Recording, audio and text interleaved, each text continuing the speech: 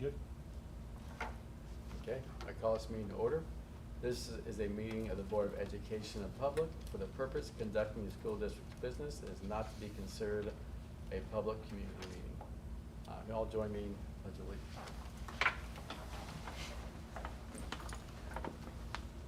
I pledge allegiance to the flag of the United States of America and to the republic for which it stands, one nation, under God, indivisible, with liberty and justice for all. Okay, so I think somebody else, we're going to rotate or have somebody else reading the mission I and read it vision. last time. Anybody like to read it this time? I'll read it. Yeah, thank you, Felicia. Our mission is to foster academic and social growth for each student in a safe, supportive school environment. Our vision is to be a learning community that inspires our students and staff to think critically, grow intellectually, and live with integrity. Thank you. Okay, item 3. Are there any additions to the agenda? Okay. All right, motion for approval of the agenda. So moved. I'll second. All in favor? Aye. The agenda is approved. We have a motion for the approval of minutes from the regular meeting of July 18th, 2022. I'll move. Second. That's, how many of these, you'll tell us when we need a roll call vote, right? Yeah, we need a voice vote on this. All in favor? Aye. Minutes are approved. Lori, take us through the administrative report. So I handed out a modified plan from our meeting last week for school year 22-23 in terms of our response to COVID.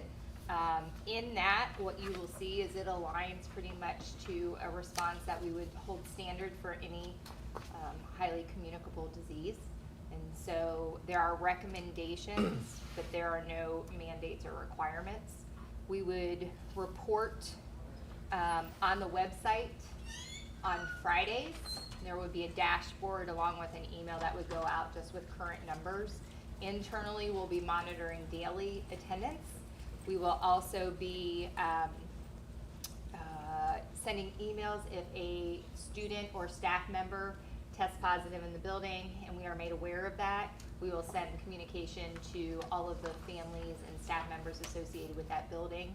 If it's a student, we will include grade level, and so people can make an informed decisions about how their family chooses to respond to that information.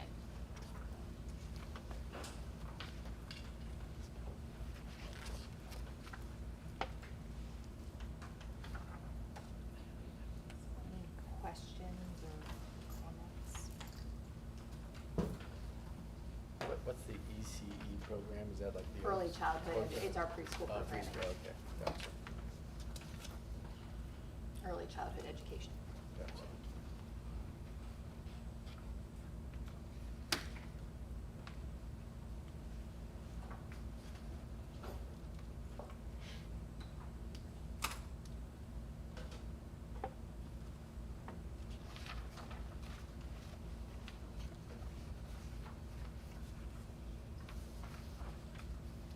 We would also obviously have and continue to have available the specific form and contact for families to report positive cases to Kate Welling, our district Okay. nurse. So that would continue to be available.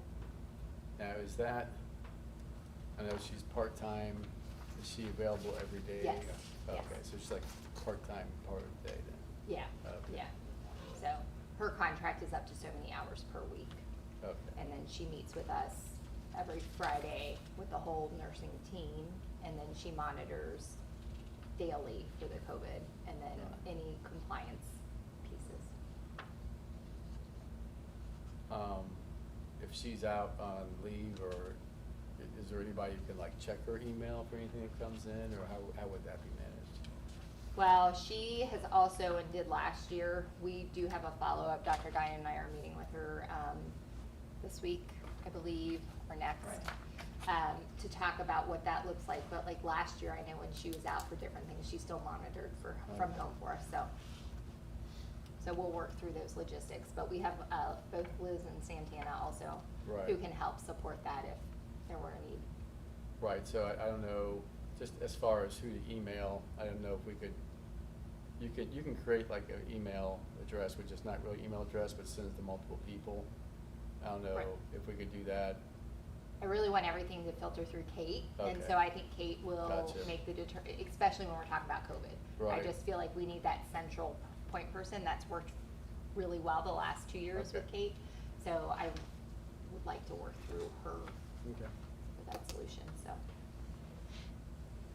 Do you expect that we'll have any vaccine clinics here this school year, like past years, or would we just provide resources to point toward community organizations that offer those? Right now, we would provide and can provide community resources for that. If there was a community, or if somebody felt we should, we could, for sure. We can make that happen with Hamilton County Public Health, so. Right, and They were would they do that. asking for that last year, or were we? Because I know sometimes they're looking for places to host, vaccinations. Yeah, we did host them last year. Right, right. Yeah. Did they approach us, or we approach them, or? It just seemed- Kate approached them, but Okay. then for a follow-up clinic, it's been back and forth. Gotcha. We reached out to them, I think because we reached out and they knew we were willing to host, then they had another opportunity, they reached out to us to see if we wanted to. Powell Crosley still has vaccines every Tuesday. Okay. I think from 8 to 3, so, and Okay. no appointment necessary, people can just walk in and get vaccines there. Tuesday 8 to 3. I believe it's 8 to 3, yeah.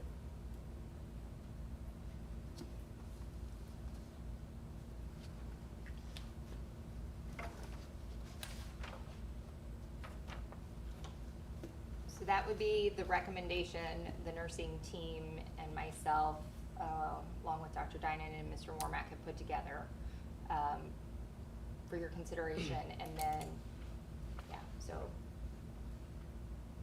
based on what we know at the moment, which, as we know, is always changing, so. Right. And then I'm gonna keep going with my report unless there's more questions. The other thing we wanted to bring to the board, last year at Whitaker, we had concerns about students walking, particularly crossing Winton Road. And so we had shifted our transportation plan to address that. We had looked at maintaining that. Right now with busing, we are gonna, our recommendation is to revert back to our policy, which is if you live beyond a mile, you need to walk. Or no, if you live beyond a mile, we will provide transportation to you. Right now, we have talked about, and Ms. Baker and Mr. Anderson met, they have some creative ideas to maybe guided walk past the school or stuff, or something where we can maybe get some volunteers to help families like guide that. We're still in the early stages. I literally heard about it right before I came, but it sounded like a possible way to show up for families, given that we're not going to be able to bus all students. We are also working on, with Hamilton County and Springfield Township, on the designation of the school zone and the flashing lights and things like that. All of that, we're not sure in terms of it will all be in place day one. We're waiting on the flasher. Yeah, we'll have all the striping done, and all of that got ordered, but it was a 12 to 14 week lead time, and I think it was finally approved like mid-June. So in lieu of that, we hope to have some options of some additional like flashing lights and things, either from the township or from Hamilton County. Good. So we'll be working with them over the next couple weeks to make sure we have something in place, as well as crossing guard. And then if we end up having these walking buses, which is similar to like what Cincinnati CPS did a couple years ago, they deployed those, and basically it's a safe adult who basically just walks that last, half mile or mile, and as they walk down a predetermined path, kids can come out and join the walking bus, and that safe adult helps get them to the crosswalk and across to school. So that's something that we'll just explore and figure out if that's something that works for us as a community. Something that came up toward the end of the school year last year was the crosswalk at Long and Compton. and when they redid the road, I'm trying to remember the last time I drove it, I don't think they've filled in that, like painted that crosswalk yet. I don't think there is one. I was No. just. I And the drove by county there. had said that they would have done it, but Mm. with there not being school, so that Long in Compton is Long and Compton. an interesting Okay. Okay. part of, with the split road and that kind of thing. So that, I know that was brought up and we had raised it with the county, so. Of course, there are two Long and Compton, so which Yeah. one would it be at? Would it be at the eastern or I western? don't remember which one, I'm at that, I just automatically drive past it every day, Yeah. but. They're pretty close. Okay. So we wanted to let you know that, because that will impact families. Just real quick, so is that just because tied with not being able to have, struggling to have the bus drivers we need, period? And we don't have enough buses. So because right now, if we were to do that, it would require 2 or 3 additional buses. More like, it moves us over 506 kids that would qualify for busing if we bused every single child that. Right. And so that is anywhere from probably 12 plus buses, like 12 plus like all of our special ed vehicles. So we are, yeah, and we just don't have that many drivers and vehicles. So it's not something that I think we can adequately staff and securely know that we have buses for who we say we can get home each day. I just don't want to put us in a place where we can't deliver what we are saying we can. It worked out before because it was 2 separate elementaries, so you didn't need, it was already split It was that way. staggered, not- Yeah. Tony, can I ask, has the district ever considered some sort of pedestrian bridge? I know it'd be incredibly pricey, but has that ever been talked about with the board, at least as far as when you've been on the board? Is that kind of a dream thing on a wish list somewhere? There have been discussions about redoing the one near Whitaker, but you can't, you need a lot more acreage now because that one isn't, even pretending to be ADA compliant. And when you have the rise over run, you need, if you look at the bridges like over Colerain, just look at the space they need even to have, forget crossing the road, just what you need on that. So we Yeah. discussed that, and also that would be a county decision as well. Okay. So that could be a long-term possibility if the county thought it was necessary? So I can Um, share, Dave and I had a more recent conversation with Springfield Township prior to a long-range facility planning meeting just about that possibility. Because we have said that they're, like, to connect the 2 campuses, that would be Right. awesome. We were all but told from Springfield Township that will not happen. So I think just in terms of what they've learned from other communities that have built them and just the challenges they pose, and they would be able to articulate it better than I am. But Dave, was that your sense walking away from that meeting? They said that they would not stand in the way of that, but they wouldn't be able to support it, and they felt like that kind of money could be spent on so many other things that would be of more value to both the district and the township. Interesting. And they threw out a few ideas. Yeah. But that's something, again, that if we had the money, they would support it, but not as much. They don't feel it has the value that some other things would, for that kind of money. It's gonna be very, very expensive.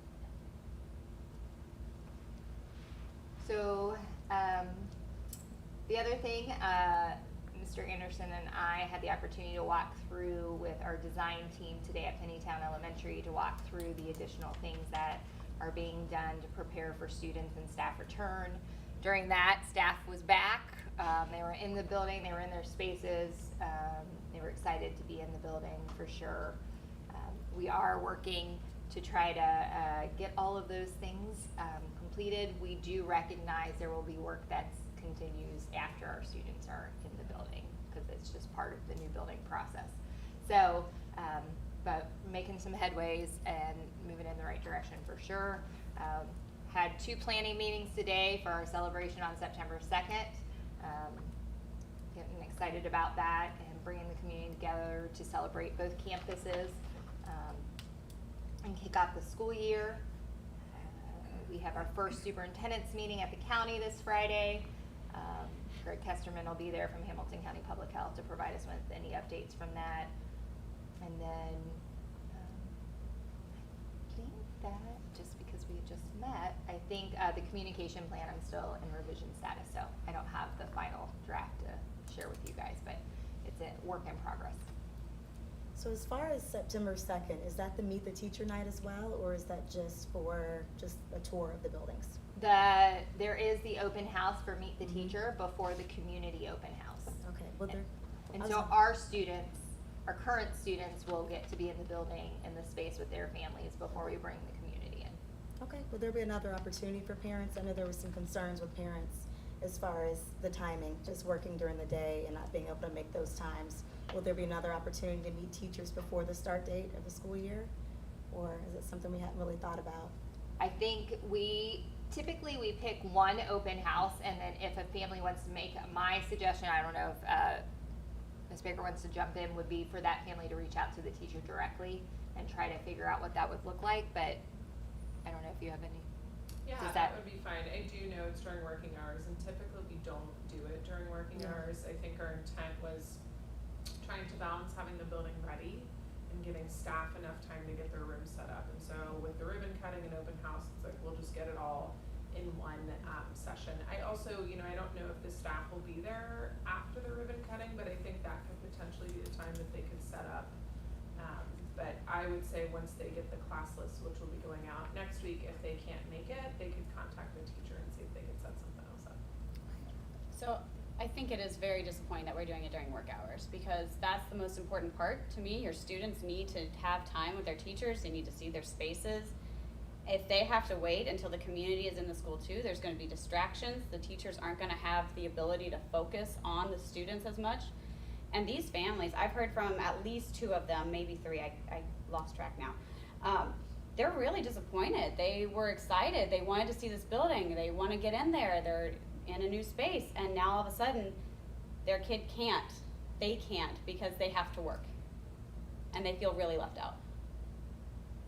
Well, my hope would be that they would come during the community hours in the evenings and still be a part of the celebration. We wanted to make it an all-day event to try to accommodate, because some of our families also work day shifts. So there's never going to be a time we pick that works for all families.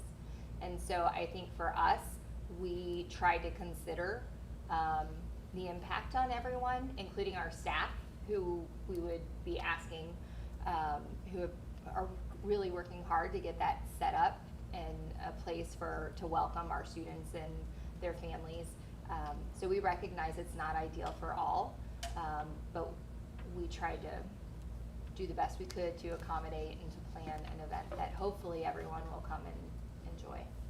So what about Thursday night? Is that not possible to have families come in Thursday night so that we could hit both? I think we've been communicating since March it was going to be September 2nd. I feel one of the things we really wanted was to open it up to our current families and staff during the day. And we wanted to give our teachers as much time possible to set up the space, to welcome people back. And so that's why we picked Friday. I think to pivot at this point, especially moving more towards an evening hour to our staff when this is what we've been communicating with them, I would have some doubts or reservations about doing that. I think we need to look into something, because a lot of families aren't going to get the time that they need with their teachers. They're not going to have the ability to do what we have planned. 2 p.m. is just really not feasible for most families, not maybe most, but a lot of families. They need to have access to their teachers. They need to have access for their kids to see the space. And they can see it with the family, or with the community, but the community is going to be in there. They're going to be very interested. It's going to be busy. It's going to be chaotic. Teachers aren't going to be able to give those students as much time at that point as they would earlier in the day when the parents aren't available. Well, and I think really we do have the staggered start, which allows for the teachers to have half of their class in the days, the first week of school, to try to build that community in the classroom. For us, this is a celebration of the building. Like some of the events I know they have planned for open house is really to discover, walk through, look at all the different spaces we have for our students. And so I think it will be focused more on the celebration of the new space. And then the community building and the connection with their teacher, I would envision being more of a focus that following week. But Once the for students- parents, they're not gonna be the following week. So the expectations in the classroom that parents would be getting, how to communicate, how are things gonna be done, what is expected at home, those things won't be communicated during the staggered start, because parents aren't in the building. No, but all of our teachers provide that in written format too, through emails and newsletters. So they'll make sure that all of the families have that information. But there's still that missing communication, that connection piece of doing it in person, that open house that we are intending to have that families aren't gonna get. I can share that feedback with our planning team for sure. I can tell you we have not gotten one call at district office regarding that. So since the time we announced it to now, so it has not been something that we have planned differently for or thought differently about. So I'll just share that. I could agree with a lot of what you're saying. I think that there probably will be a lower turnout because it's earlier in the day and most people work like an 8 to 5. So I think it will be a lower turnout and we'll miss some of that personal connection. So I do have some concerns, but I do like that the community's being involved, and I do understand the consideration of not having the staff there 2 evenings. So I know that always been considered, but that's just my It's thoughts. also the Friday of a holiday weekend that we extended their summer. So it gave them an opportunity for Labor Day, and now it's the Friday of that weekend. So I think that'll cut into how many people show up as well. So. And I know not every family is a, working family during the day, they have hours at night as well, but when the culture has built around all of our events for families are in the evenings, that's what they were expecting. That's what they're used to. So they may have heard Friday, but they would not have expected Friday during the day. And they may not realize that they can't come because most people don't plan more than a week or 2 out. But that's just my thought. So. I appreciate the feedback. I will say we're 2.5 weeks away, so I'm not promising it's gonna change. That's all I'll say. I'm not saying We will that. work. We'll take it I'm back not, to I'm the. not asking you to change it. It's Okay. that's just a thought. But I do appreciate the feedback. And then, I'm trying to think if there were any other items. Talked about transportation. The mailer, I did want to give an update on that. We have, after consideration, we've decided to go with 6 pages. We're gonna do it, we're gonna get it right. We were trying to edit things that couldn't be edited. Like, we felt like by taking away the content, we were missing what we were trying to communicate.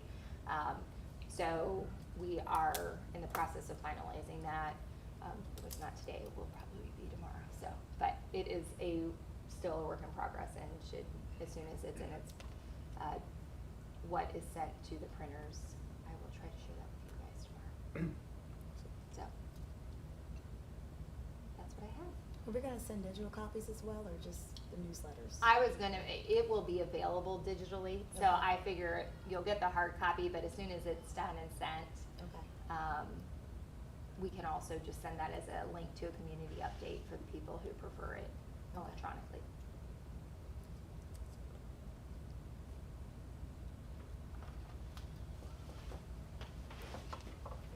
Okay, public address? Yeah. You have a, policy for me to read from that day? Yeah. Do you need, Mr. Hammer to fill us out as well?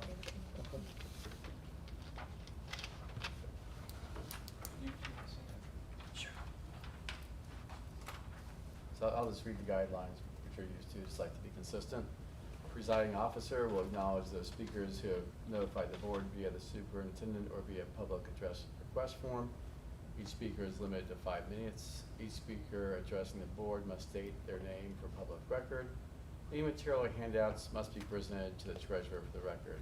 The naming of individuals, profanity, abusive language, and speeches that invade individual privacies will not be tolerated or permitted. The board will take no action regarding matters or issues presented through public address in the meeting in which the public address was made. All necessary follow-up will be made verbally or in writing at a later date. Thank you. My name is Michael Hamill, and I'm here to talk about a little clarification from last meeting. to say, I have two different formats because my printer decided not to give me all my papers, so I had some of it on my computer. I apologize for that. Two focuses.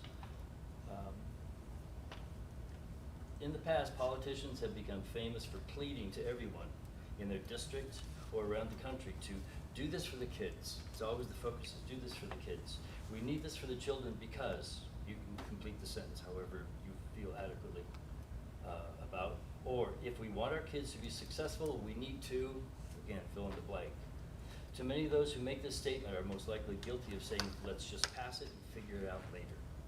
I ask again, as I've asked in the past, how has that worked out for us? A few months ago, I presented to all of you an opportunity for this district to acquire, free of charge, the identical curriculum that is used by charter school, one that has opened its first charter school here in Cincinnati this year, backed by a nearby college, Hillsdale College.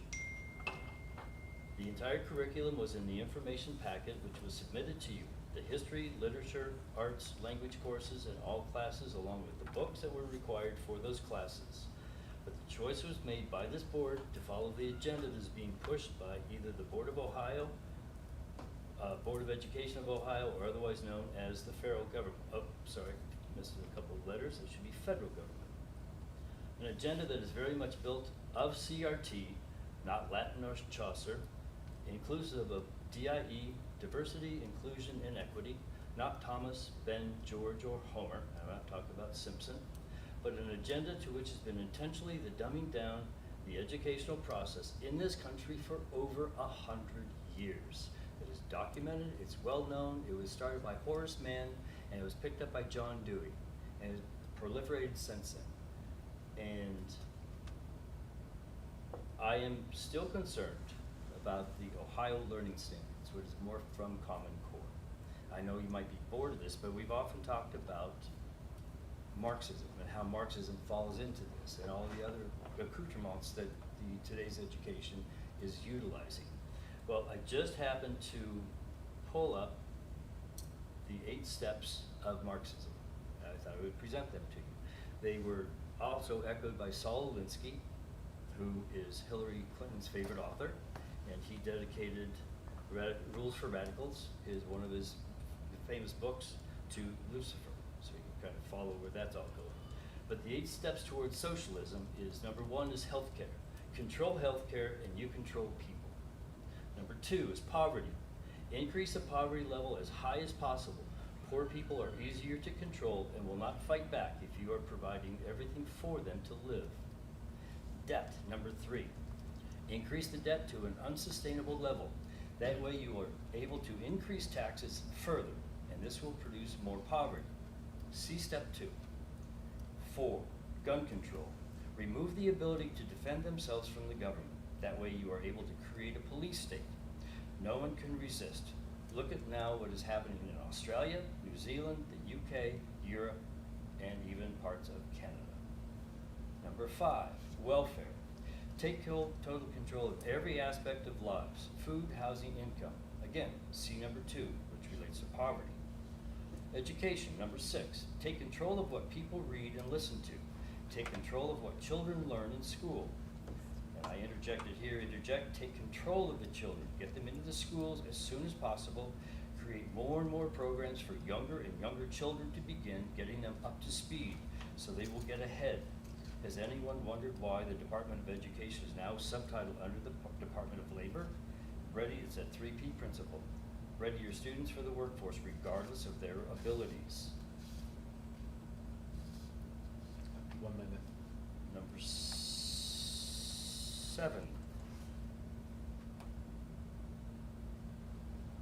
is religion. Remove the belief in God from the government and schools.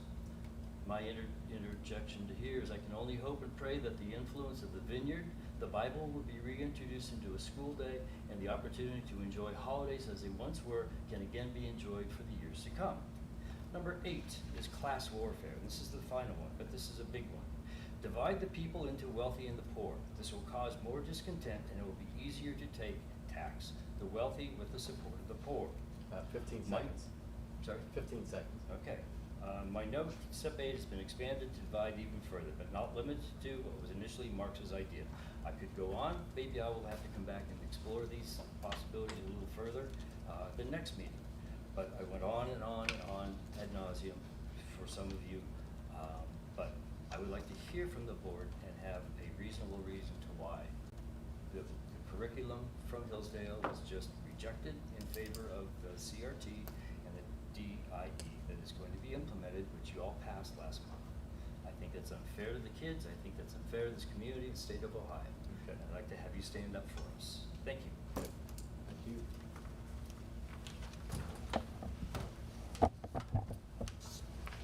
Okay, on the board coordination, I'll go, mine will be fairly short. The Finneytown Schools Education Foundation tried to coordinate the meet and just was not really feasible to get done in July. Almost happened, but then like 2 days into it, we were gonna do it at Rebel OTR. Person who owns there is part of it. He couldn't make it. So like, well, we're not gonna show up at your place when you're not gonna be there. So that was the final straw. In the township meeting, in the past, they've done something where they reduced the price with electric and gas aggregation. They announced a few months ago they hadn't found a good price for natural gas. They have one now which is a little bit lower, and you can opt in or opt out of this. It's a little lower than Duke right now, but they don't know if it'll be higher in a month. So they do have it. It's a little better now. If you want to opt into it, you can, but you kind of roll the dice. The last thing is they are having movie night, and they're gonna have Spider-Man on August 26th. Spider-Man No Way Home. I think there's like 8 Spider-Mans by now, so you need to really be specific there. What was the date again for that? August 26th, and it's down on Mill Road. And Encanto is September 9th. And then 9/23 is Space Jam, the new Space Jam. Oh. Hey, I'm not choosing these things, I'm just reporting the news here. And there was a presentation, there was somebody in the township who was the Junior Olympics and ended up being like the fastest 102-meter person. Because of John Paul II, so that was a nice presentation. That's really all report from there. So I'll pass along to whoever wants to go. I'll go. Mine will be brief as well. We had our first PTA meeting for the primary. Meredith was there. We did the budget for the school year, got everything planned out. There's going to be lots of new activities for the put on by the PTA. There will be cooking classes, art classes, garden club, fitness, just to name a few. So I'm really excited about that. There are some open positions as well for those if you're interested in volunteering, or if you know someone who is interested in volunteering, reach out to Brooke Woods. She is the PTA president. The secondary campus PTA meeting will be held on September 13th, so I'll have more updates to come with that. I'm also excited to announce that I made some connections at the Finneytown Kroger. Our district will be designing a mural at a space at our local Kroger. So I'm excited about that. And the only thing is we have to have it done by the deadline, which is September 16th. So I reached out to Jolie Fickey to see if it was possible to gather some students that would be interested in painting a mural. So I'm not exactly sure how we're gonna design that. I meet with Jennifer on Monday. I don't know if you're available Monday at 10 o'clock. You can squeeze that in. I know you're busy. Just to kind of see what that looks like. I know I mentioned it to Laurie previously, but this is the first time we've actually really talked about specifics. So Jennifer. I have to go back through. At She's Kroger? she's under management under there. Okay. Yeah, so Okay. I have her Good- name. I good can job. give to you. Yeah, so I'm excited about it. So I didn't know if the board wanted to come up with like a committee where we could take designs for this mural that students could possibly design, and then come up with a group of students from the high school or elementary school that can design I think this. that's a I great don't know if idea. anybody has any recommendations or suggestions for that. I wonder, could we see if Julie would be willing to manage that for us? Because you'd have the connections, might be able to do that easier than the board. She says she's not able right now Oh, because she isn't? just with it being short-staffed, they're trying to come up with an art teacher. Oh, It's that's gonna be right. out long-term, so it wasn't That's right, feasible I with was- short yeah, notice. yeah, This is kind I of saw something that that, just fell yeah. into our lap, so, Hmm. but we can talk about it after the meeting. For student achievement, there was a lot of different updates, but there were some that stood out. It was the 3 best practices for implementing school safety tip lines. The first tip was continuously promote tip lines. And for those of you who don't know what tip lines are, I didn't know what it was before reading. It just basically gives students and staff the opportunity to call in if they suspect any suspicious behavior. So they encouraged us to report that, to make that available for students. And they also recommended creating an anonymous reporting option for students who have safety concerns. This way students feel safe doing so. The only risk with that is this option is somewhat making, people can make false reports anonymously. That was the only issue with that. And also make the report tool easily accessible. So I don't know if this is something that we have thought about in the past as far as safety, having a tip line, or if this is something we can discuss at our next safety meeting, or. We have a bullying hotline, which has Mhm. been used for other safety concerns outside of bullying, and so that is something that's easily accessible on our website. Okay. And it can be done anonymously, and often is done anonymously, and it also has a phone number attached to it, but we can look at other options Okay. too. All right, and I think that's all I have for you. Yeah, thank you. I can go next. So the long-range facilities planning committee did not meet this month, but I did talk with Grant and Lori, and they're planning on giving some sort of a facilities update next month, as long as you guys are still planning on doing that. Even though they're going to be speaking next month, I did want to share with the board. I went over and I looked at the Cottonwood property this week, and I think it's been the way that it is for a long time. But there are actually vehicles parked on district property on one of the driveways. There are like 5 or 6 different vehicles. One of them has what looks like an entire can of paint dumped all over the hood and all down it. There was also a keg, and there was a whole bunch of broken glass. So I think that kind of thing is, unfortunately, it's probably been going on for a while. But I just wanted to share that with the board. And I do think that we need to decide if we want to post that as private property. Of course, it's not private property, but as district property. And a discussion of what to do about vehicles that are parked on district property. Also, I did discover via the county auditor's website that the drive on Thunderbird that used to lead, I think it was the exit from Cottonwood Elementary, is actually not owned by the district.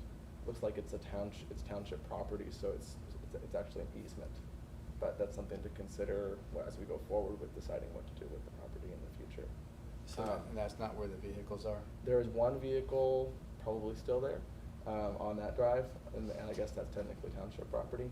And then there's like 6 vehicles that are parked. So there's the driveway, and then there's a bunch of parking spots, but essentially they're part of the driveway.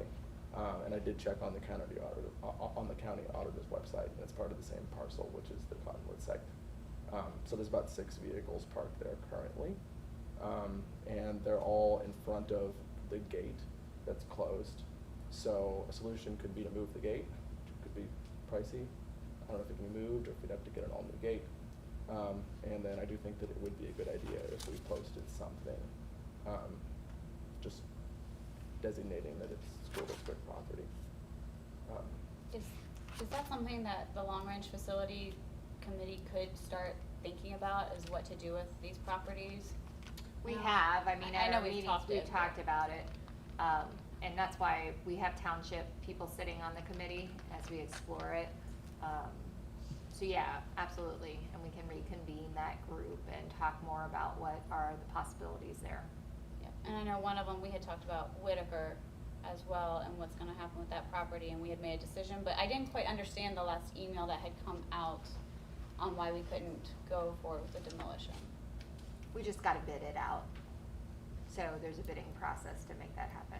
And so that's something that Grant will be working on starting in early September. Okay. So, and then with the goal of demolition sometime in the winter. so. 'Cause I Late know, I fall. think we have a time limit on that, because it's a building. OSBA went through like 6 different steps, I know, but there's time limits on what you can do with the building. There are some parameters, because we reached out also in terms of like Brent and things like that, but we have some time with Whitaker. Like if we didn't Okay. get it down until, my understanding, let me preface that, my understanding is that we have some time, to meet those timelines, so. Okay. But, yeah, we are actively working on that, so. So I just wanted to share that, those observations, but any of you could go look yourselves if you want to. But I do think it would be a good idea to decide sooner rather than later if we want to post that, or if we want to do anything about the vehicles that are currently on district property. We need to understand what we can really post, since it is. That's a good question. Yeah. Since it's, I mean, I think there is a no trespassing sign at Mhm. Whitaker. It's been there for a long time, over 25 years. At Cottonwood or at Whitaker? At Whitaker, but I'm not sure. There's one at Cottonwood we just put up, Okay, like Excellent. 2 weeks ago, and we closed and we locked the gate. But yeah, it is one of those things to consider. so that's just something I wanted to share because I thought that it was, yeah, it's just kind of an eyesore having vehicles like that parked on district property. Going further, what else was I gonna say? Let's see. The FMPA had a meeting this month. Neither Lindsay nor I could attend, but I did hear that the golf fundraiser went very well, and they exceeded their fundraising goal by a pretty wide margin. Also, I attended, and the rest of the board did as well, the preview show for the marching band. I was very excited. Couple feedbacks as a former marching band, a couple items of feedback as a former member of the marching band. Thought they had a really great sound, even for such a small group. Trumpets were great. Saxophone solo was excellent. The marching was clean, even their backward marching. So I think that Brad Delaney and Sam Franck are doing an excellent job of carrying on our tradition of our great marching band here at Finneytown. Also, on a more personal note, I am starting a new job this school year. I did share with the board at our last meeting, but I'll be teaching social studies at Ignite Institute in Northern Kentucky with Boone County Schools. So I've actually started there just today. And one final thing, something that's actually quite sad. One of my classmates passed away this past month, who I actually grew up with, who lived down my street, Kayla Dace. She passed away on July 21st, and her funeral was on the 30th. It was sudden, and definitely a loss for our community and for all of those that knew her. She does have 2 young children. Don't think that they're currently in the district, but are they? One of them did dance, Okay. yeah. with my So they daughter. are in the district, so that's just a great loss in our community and a personal loss for me, having grown up with her in elementary school. So I just wanted to remember her. Thank you, Eddie. Take you go, Lindsay. Sure. So on FMPA, same thing that Eddie just mentioned, they do have concerts already scheduled for elementary music, so if you want those dates, I have them. Anyone with FMPA also has them, so feel free to reach out for them. It looks like new band uniforms are arriving mid-September, and one of us needs to attend the next meeting on September 12th, so we can plan that. The Personnel Committee will be meeting on September 7th, pending avoiding conflicts. Yeah. Yeah. As of right now. Maybe. I think we're good. And then there's not really much new with OSBA for the summer. It's been kind of light. The next town hall is August 25th. ODE did launch a new website though. It's a web page for families of students with disabilities. I know this comes up a lot, especially with families who have new disabilities that they're just now learning. But it has a lot of resources for how to determine if you need an IEP, directories for helpful agencies, various resources for how to go about becoming the advocate you need to become for your kid. It looked really nice. I haven't seen the website itself yet, but basically what OSBA had listed, it looks wonderful. And then August 10th is a webinar on accelerating student success through policy that I will be attending for sure, because I know it's something that I think we've talked about a little bit with policy stuff. And registration for Capitol Conference is open. That's all I got. Okay. Oh, the handbook, we need to get that on the agenda to discuss any revisions to the handbook. Cheryl did send it, I think she sent it to everyone, right? Okay. So, I thought we were gonna put it on this one, but I knew I was missing something. Do I've we looked want at it it like on 5 a times. special meeting to talk through? It can be on the 7th, or whenever we had our discussion meeting. Okay, That's fine. okay. Right. And I think really the only other thing is we have an application started for our committee. I got your email, but it didn't have any actual feedback. I So might third time's a reply charm? to myself, I'm not sure what I Okay. did with that. Yeah, just let me know and then we can send it to Grant.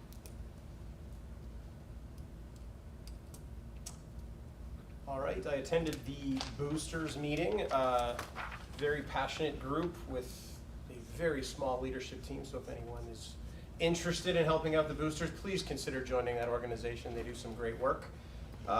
They had a lot of questions for me on the secondary campus and what's happened, so I think the newsletter will be timely to getting to some of that organization.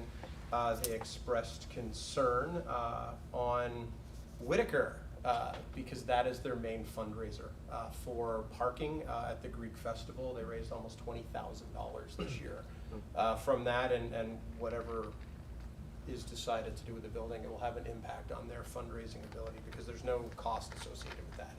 I think they, it's a big event for them, so they'll be trying to figure out how, maybe they'll be trying to figure out how to work around that.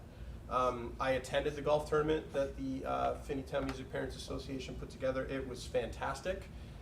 It was on the cheap side. I think in terms of $85 to play, $100's about standard. So if they wanted another $1,000, I think they could have went to $100, and there was 72 players in the tournament, plus a bunch of volunteers there. But it was very well run. It was smooth. Everybody had a great time celebrating a good organization. So next year, I assume they're going to do it again. I would encourage everyone to go. If you don't even have to be a golfer, right? It's a scramble. It was a good day. I played with Maggie Laird and her son and her uncle's girlfriend. I think that was who I played with, but it was a great time. Good day. Weather was awesome. I don't know how they arranged that, but. So there was that. Also, I'd just like to mention on the 23rd of August, next Tuesday, not tomorrow, the First District Court of Appeals will be hosting a traveling court at Finneytown Elementary. It is open to the public.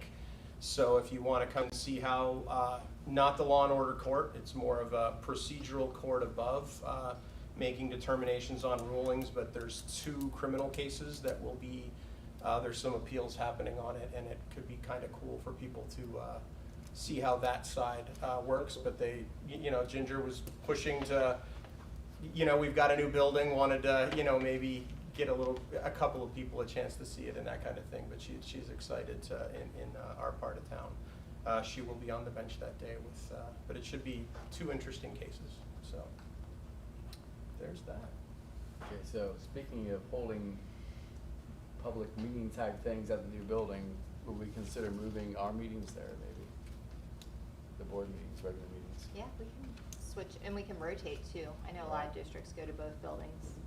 Could be in a So- room with That's a windows. great idea. It was actually Jamie's suggestion, so I'm just riding his coattails on that one. So I'm not, no stage credit, it was really Jamie's idea, so. Okay, So that's me. Yeah. great. Okay, I have a motion for financial matters, item 8.1, adoption of consent calendar. I'll move. Second. Hey, Dave, will you take us through this, please?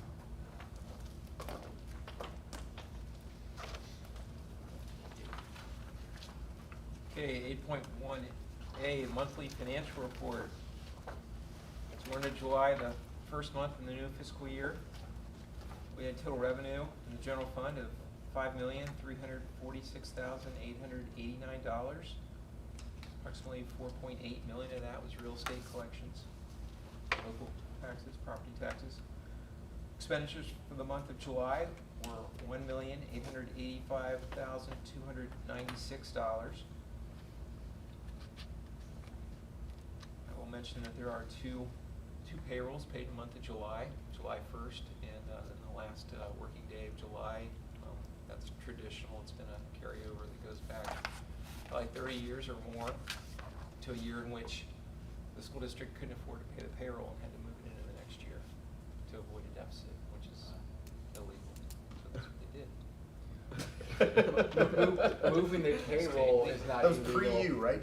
Yes, it was before you. But moving the payroll was not illegal, was growing a deficit was illegal. That's right, yes, yes.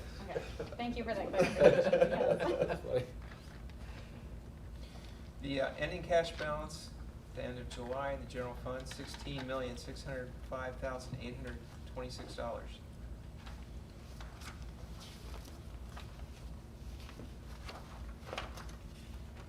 Item B, depository investment balances as of July 31st, 2022. U.S. Bank, $604,539.05. Star Ohio, $22,444,481.50. And then our three construction funds. First, Star Ohio Construction Fund number 2, $3,009,858.92. This is the $3 million that was transferred last year and the interest that we've earned on it thus far. U.S. Bank Construction Fund, $4,265,377.75. And the original Star Ohio Construction Fund, $2,450,157.63. Item C, interest earned on depository investment accounts in July. General Fund, interest $29,062.14. Construction Fund, $8,091.67. Item D is the monthly bond project spending and commitment report.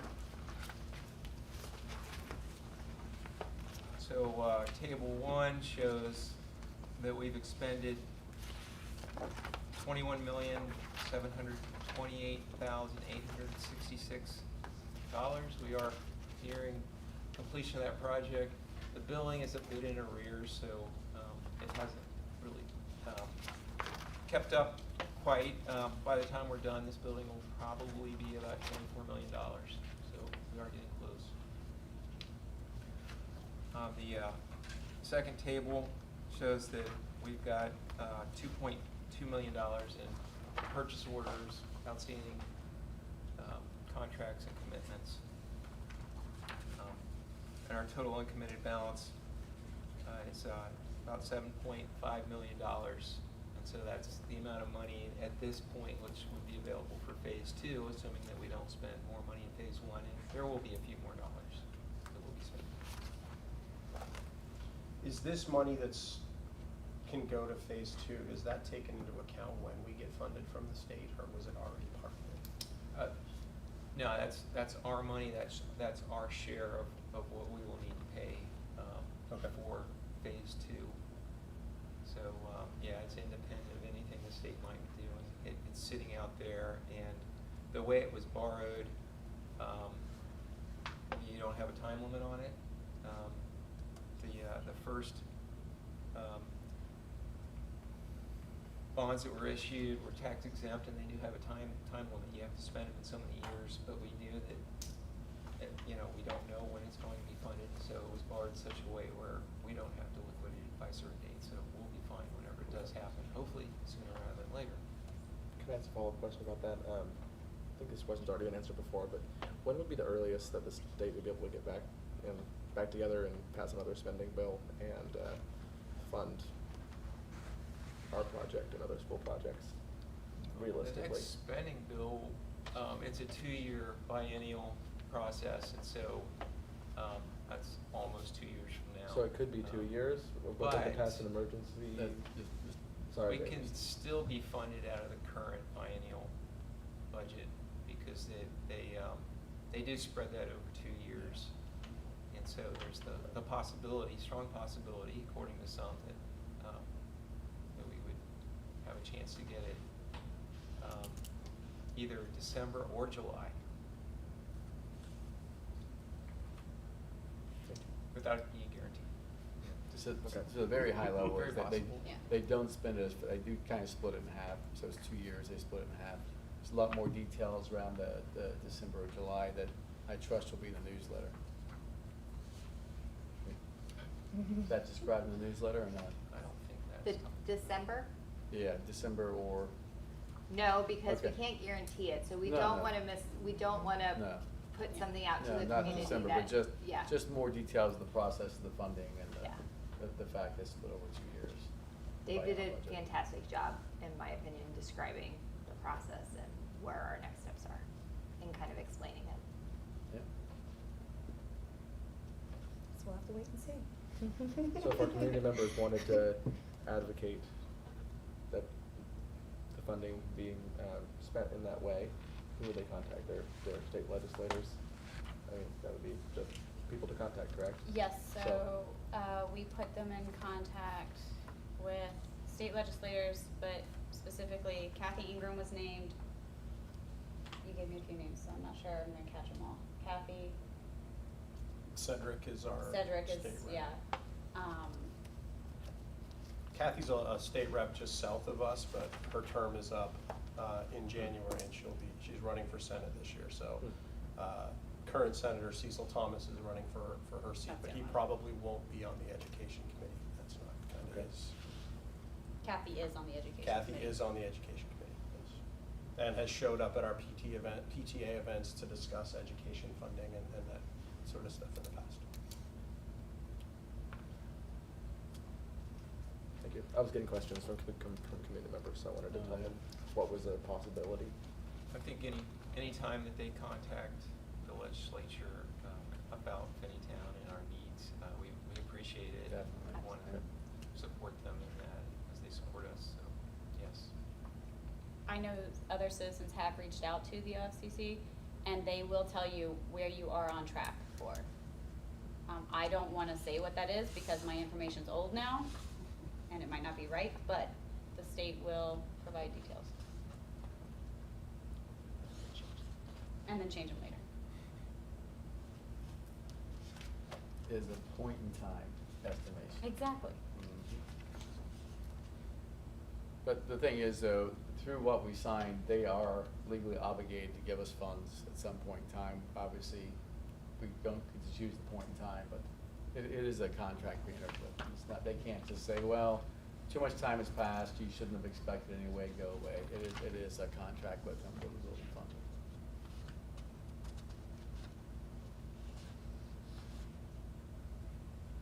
So I do ask some questions. So it's great to see the interest rates going up in all these accounts, of course. Is that just like an index interest rate? I know it's not like we've invested in anything. So what's the exact process by which those go up? Yeah, You know? the Star Ohio program is a terrific program for school districts and other local government entities. What they do is they have they invest in bonds and in different instruments, and that's their average return this month. It's a short-term program. I think they generally only go out like 60 days in terms of their maturities. Oh, really? And so they don't, as rates go up, they'll continue to go up. As they go down, you see them go down, they don't lock in a rate like this rate and say, that's a terrific rate, Right. let's buy up a bunch of it and lock it in. Again, it rolls over about every 60 days. That's their average maturity. So as interest rates go up, we're gonna see this thing continue to rise. So on the other hand, if you look at what we're making on our bond funds, that was locked in. And so it was great when interest rates were extremely low. Right. Now that interest rates are going up, it doesn't look so good. But it was fixed, and it was important to do that when we did that. Otherwise, we would have earned almost nothing on our construction funds. Yeah, I knew there was something with investing, with like, not like the stock. So it's bonds, and that's like a Yeah. guaranteed return there. Great. Uh-huh. Any other questions? May I have a roll call vote, please? Ms. McMullen? Yes. Mr. Ray? Yes. Mr. Reed? Yes. Mr. Gast? Yes. Ms. Lee? Yes. Motion passes. May I have a motion for superintendent's recommendations, the adoption of the consent calendar? I'll move. Second. Take us through this, please. All right, items A through O are various human resource items, including hiring, approval of leave, extended contracts for summer work. Item P is a policy update. It's a technical change to align our compliance officers with new titles.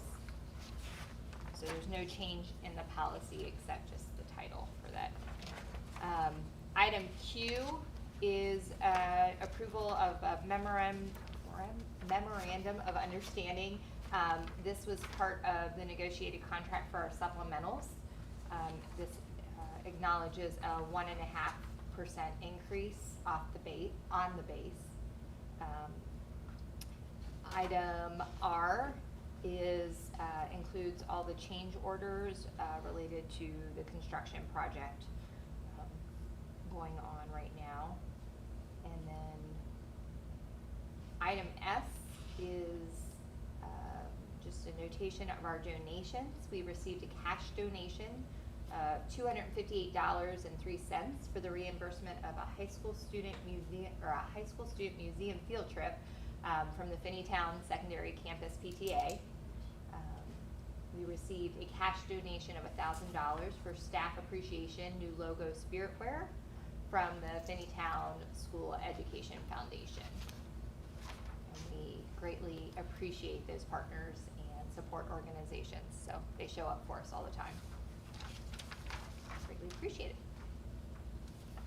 Can I ask a question about item K? Regarding the consolidation of the elementary libraries. Mhm. So are there extra materials left over from that? And if there are, what are the plans that the district has for those? So I know we had a consolidation, there were extra books. In terms of what, I don't know if anybody in the audience, not to put anybody on the spot, does anybody know what the actual plan was? I can find out and report back to the board. There are some that are being donated to, was it Haitian? I can't remember exactly where. Some are being donated. There's also a lot of duplicates, and so they're Yeah. holding the duplicates and kind of checking on quality of the books. It was a huge undertaking this summer that I know it was a lot of work that they put in at both of the libraries. And so they brought all of them over, and then they didn't all quite fit, and so then they had to do some more adjusting.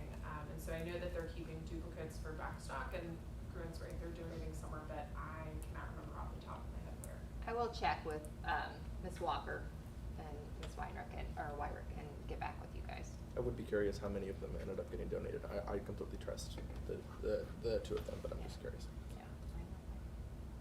In part, of it, all the books aren't in the media center, right? They're also just dispersed throughout the buildings, like between different grade areas, is that correct?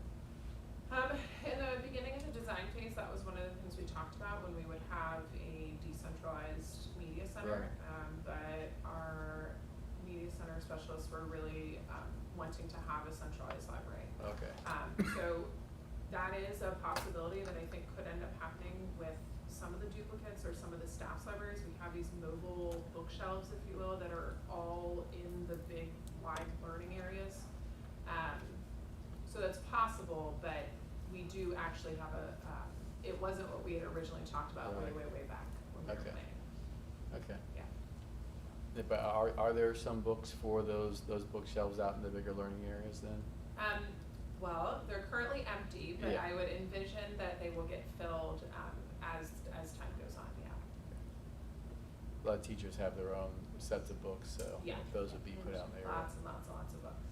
Yeah, and so should it be possible, and it sounds like it's unlikely, But if you end up with empty bookshelves, you might actually request donations from the community. We gave, Absolutely. I think we gave 2,000 books to Whitaker, so. Absolutely. Yeah. One of the reasons why I asked that question was because I know there was a discussion perhaps of community partnerships that might include like a public library that. Yeah. So, but it sounds like the majority of the materials that are being donated are materials that would perhaps be suitable for that. And it sounds like if we needed donations for such a library in the future, there would be a generosity in the community. So it wouldn't be necessary to hold on to those materials. Is that? I would agree with that. Yeah, we didn't need our Animorphs anymore once our kids were past that age, so. So Nancy Busher's name jumps out here. She's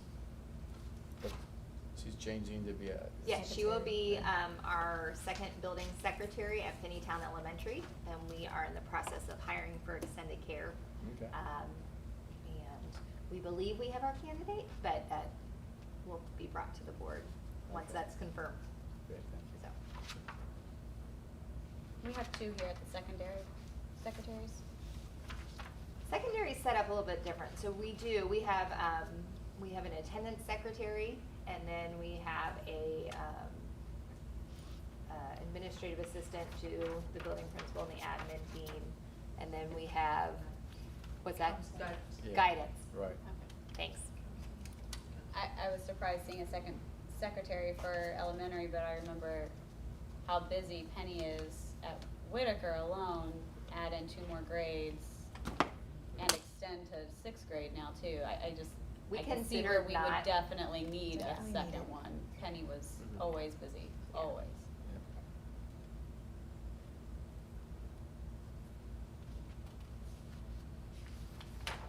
I have a question just on the, sorry if we're off K, if we can jump back to J really quickly. The extended service days. Yes. A couple of people have 15 days and the rest have 10. Who are the people with 15? 15 currently are secondary campus school counselors and school psychologists. One of the things we're doing this year, and we shared with the personnel committee, we are evaluating all of our extended days and supplementals to try to better understand their impact on our students and our learning community, as well as their fiscal implications for the district.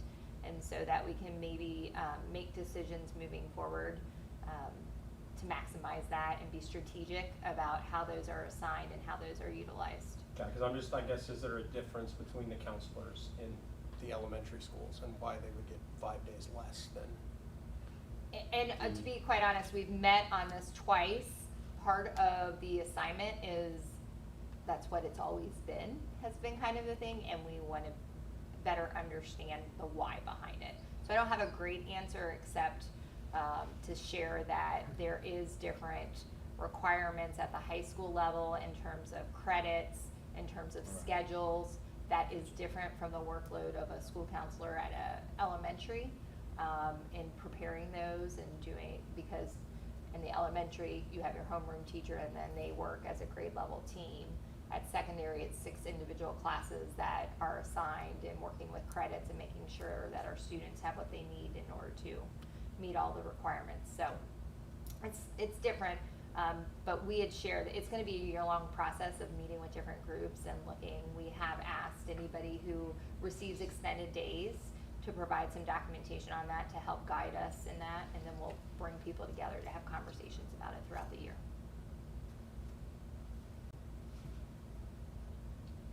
Aren't the secondary campus counselors also involved, like with, not with the scheduling process, but getting schedules straightened out when there's conflicts or somebody's, right? Yes, Well, I mean, yes. every kid 9 through 12 has to have a graduation plan. Right. That's huge, so that's an individual plan based on their credits and everything. It's a ton of work. So every single kid has a Google Doc that is just theirs, and the counselors are responsible for those. And right now, what they're doing is looking at, we just ran the report today, any kid who doesn't have, all 6 of their classes that actually scheduled, now they have to go in and put them in by hand. Talk to the kid, okay, these are your options, what do you want? Yes, it fits, and go from there. So it is pretty tedious at the high school level when you're talking about scheduling and the credits, graduation. I mean, you make one mistake and all of a sudden a kid doesn't graduate. That's a mistake. so obviously that we don't wanna make, so they do the plans, have somebody else check them. It's a lot of work. And obviously it's crucial. So does, I know Al's a school psychologist, but does he lend a hand with those at all? No. Okay. The consultant contract, could you explain a little bit about those? So those are for our assistant principals. Their contract technically started August 1st, but they came in and did some work in terms of the transition in July, and so that's what that signifies there.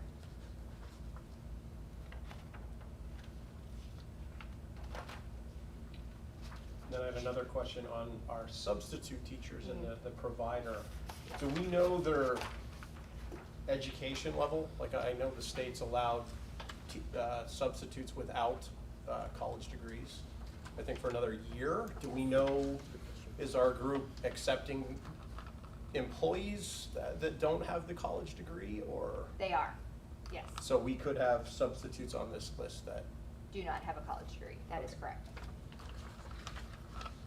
not a fan of that, but.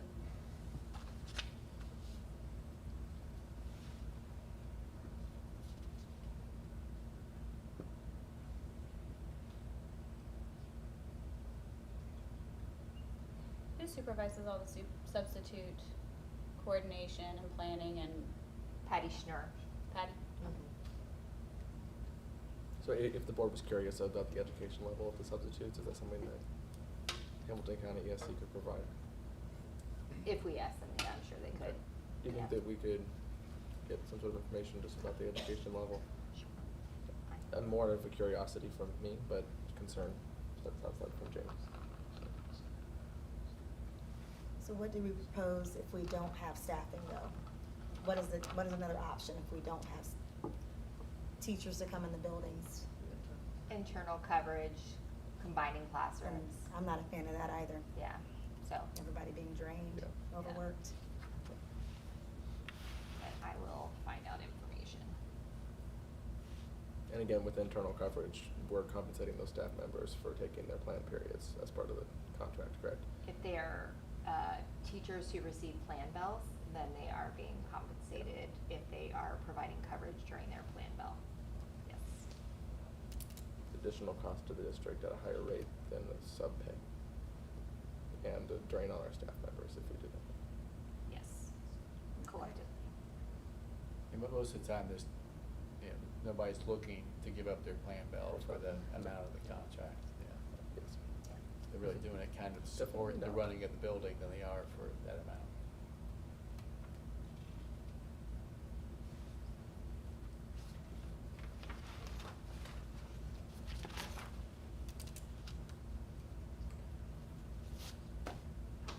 Okay. I have one more question, sorry.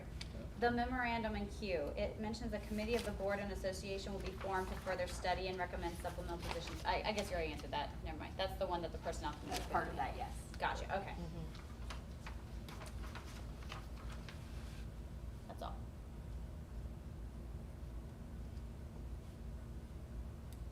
Okay. A roll call vote, please. Mr. Ray? Yes. Mr. Reed? Yes. Mr. Gast? Yes. Ms. Lee? Yes. Ms. McMullen? Yes. Motion passes. Do you have any review of action steps? Everybody bring to the next meeting, our special meeting, make sure you're ready to discuss the board guidebook. Well, the next one's the safety meeting. Not the first. safety, the special seventh, The seventh September one. 7th, Okay. yes, yes, that one. And I don't think we've mentioned it tonight, but I know we've talked about it a few times. Jalecia has brought up several times needing a town hall or something on the building funding. If we could get that on the calendar somewhere, that would be helpful. I think it would be good to follow Dave, the mailer, and the article, so Yeah. people have that information to kind of set, and so maybe that can be something we aim for in October. Sounds Does good. that work? Jalicia, you said that we still need somebody to head up the mural? Yeah, you That's, wanna- I'm not artistic, I'm not gonna be involved in that, but would definitely be an action step, would be to Mhm. find someone Yeah. who is artistic, who could do that, but that's not my forte. I know Laurie mentioned that we have, So- decals that you've been sticking on the new vans, but I think it'd look a lot better if we had students design it versus just sticking decal up there. But I guess if it's, last resort, we'll have to do that. Oh, I see. You're saying that we could do that if we, okay. So what's the space we're gonna get closure? That's what we're gonna determine on Monday. So I have a Okay. meeting with her on Monday. She'll let us know exactly how much space we're gonna Okay. have for it. So you said you already asked the art teacher at secondary, but There, yeah. okay. what about short staffed. elementary though? That's what I was mean, thinking, even yeah. if she's helped, she should know the secondary students a little bit. She's been there long enough. Yeah. Maybe she might be able to offer some suggestions at the very least. I was thinking Miss Elfers, but it's gonna be there for a while. I want it to look, a certain way as well. Not Yeah. down here, younger kids, but. No, but No, she not should know to the, do it. yeah, she Okay. could lead the Yeah. secondary students. She probably knows a good handful of them too. I just didn't wanna overwhelm her. She seemed like she was I kind think of that's overwhelmed. gonna be our challenge, is Yeah. just the timeline on Yeah. Yeah. it, because Yeah. it's at the beginning of the year. Yeah. And so, I think an ask on I just think that may. so that- Another solution is Arts Connect might know some of our students. Oh, in a partnership with them to do it. Right. Yeah. I'm thinking of that. And then a former neighbor of mine is a art professor in KU, so I could walk over and ask him too if he'd be interested. Most of his stuff, he does like neon light creations, so. I suppose the alternative would be the district pay to have the mural painted, but that No, is that's not what we not want to do. happening. That's not happening. But so we will pay for paint and have the creativity of our community.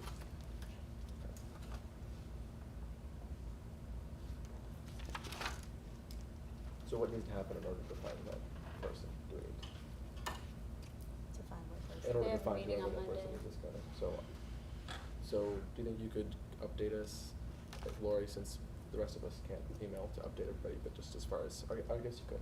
Yeah. So, just, if someone could just email out and say if you found something.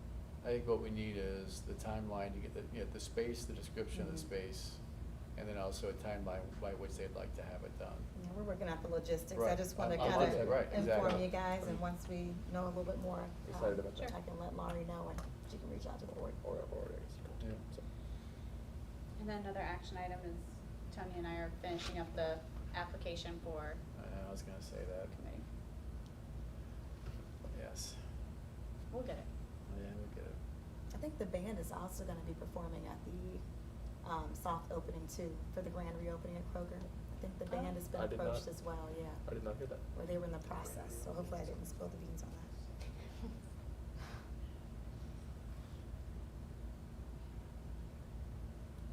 Can we look into as far as vehicles being parked on Cottonwood? I mean, you guys are gonna have some sort of an update for the next meeting, but if that could Yeah. be included. And the trespassing signs, if those are possibilities. Yep, put an update on properties. I'd like to make a decision on that, or like to advocate for a decision on that at the next meeting, if we can talk about that. Yeah, I don't know if we would necessarily as a board need to do anything, or, cause not, there's a lot of Just a things general happen with facilities, the consensus. board doesn't have to direct, Just- like the yeah, exactly. facilities director would take care of for us.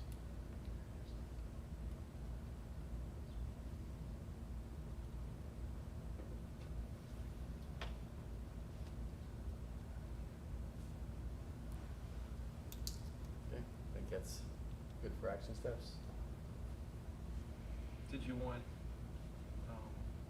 information on, the library books, a follow-up on Yeah. that, the donations? I'll do that, Jen.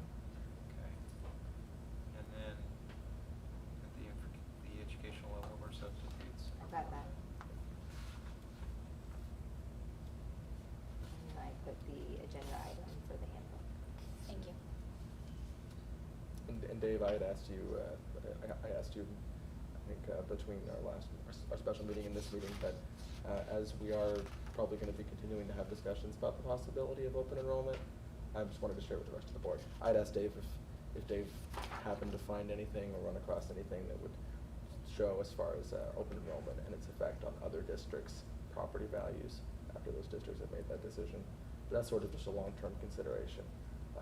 So if any other board members find anything regarding that and would like to share with the board, or Dave, if you run across something as we continue those discussions, Dave, you don't necessarily have to have that by the next meeting, but.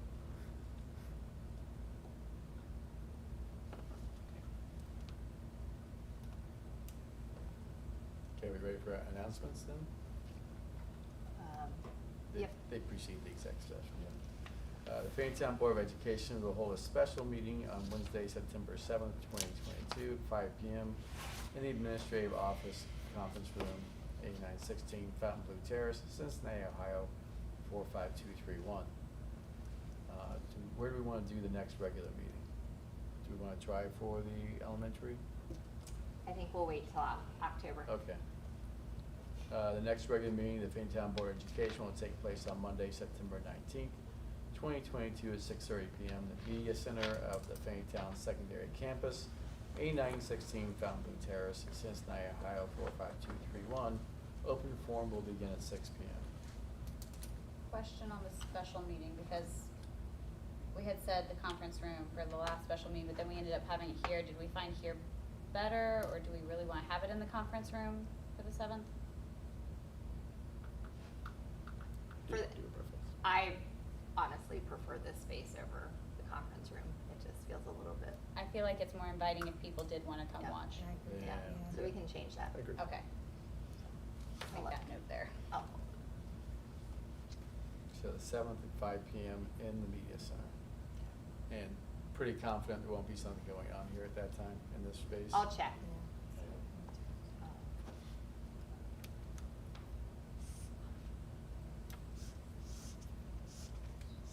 Okay, so item 12, executive session. There's two purposes.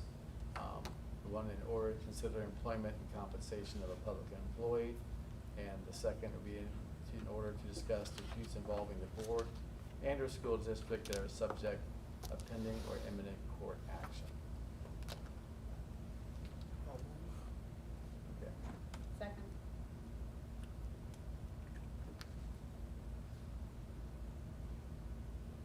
Roll call vote to go into executive session. Mr. Reed? Yes. Mr. Gast? Yes. Ms. Lee? Yes. Ms. McMullen? Yes. Mr. Ray? Yes.